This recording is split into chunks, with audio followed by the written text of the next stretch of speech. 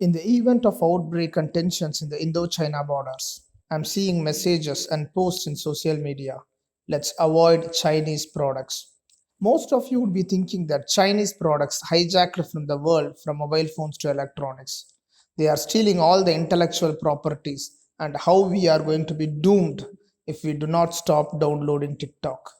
I'm going I'm not going to disagree with these statements, but this video is about a different perspective where Indian industries outperformed China. You all wondering Indian industries outperformed China market?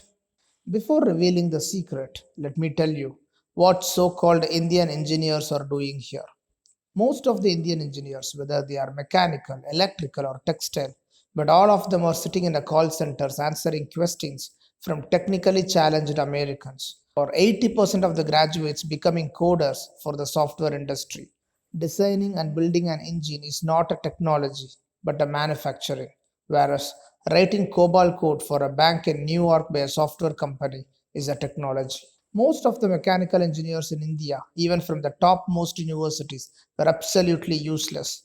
They could not draw a Carnot cycle, could not tell the difference between a diesel and petrol engine. Give them an elevation and plan, they could not draw the side view. Most of them were focusing on writing code for a software company. Do you believe it's the Indian automobile industry which outperformed, and that's the reason we do not see any major Chinese automobile products across the world? Yes, it's a story of Bajaj Auto, how they built the research and development team batch by batch.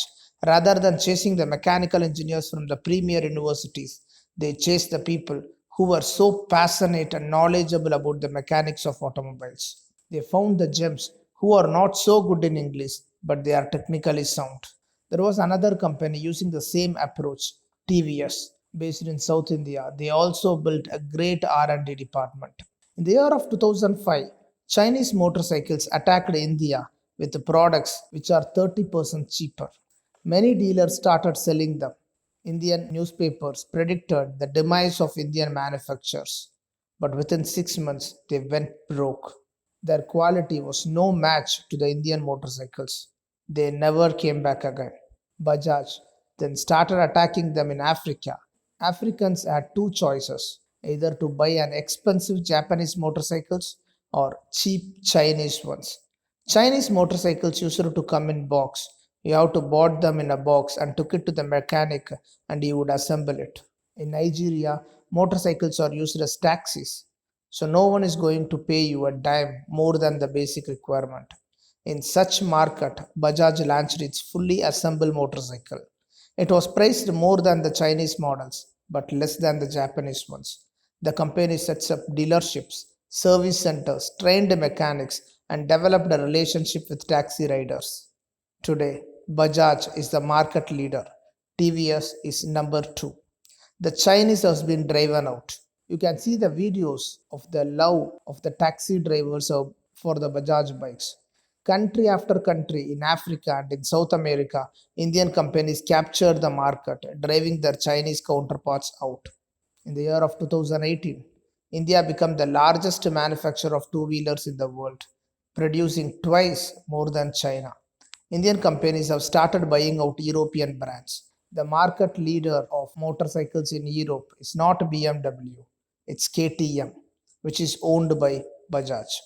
China is slipping fast not only in the manufacturing of bikes but also in the manufacturing of components. Indian suppliers are beating them hands down. Between the three major Indian companies, Hero MotoCorp, Bajaj Automobiles, and TVS, India today dominates the world motorcycle market. But the question is, why was this not done in TVs, computers, mobile phones, pharmaceuticals, and in other industries? It's the same country, the same labor laws, same infrastructure, but not the same entrepreneurs. Indian businessmen are characterized by a myopic vision, short term outlook, as well as geographically limited. Of course, the government does not help. So, who is responsible for the Chinese dominance? Do you think it's the government, the people, or the corporates? But I think it's all three.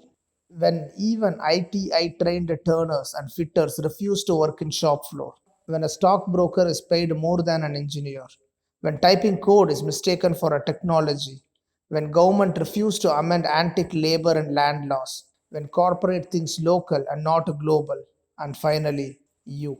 Yes, the viewer will not send your son or daughter to work on the shop floor. Each one of us are responsible for this Chinese dominance. We have been looted because we left our doors and windows open for the Chinese market. Thank you.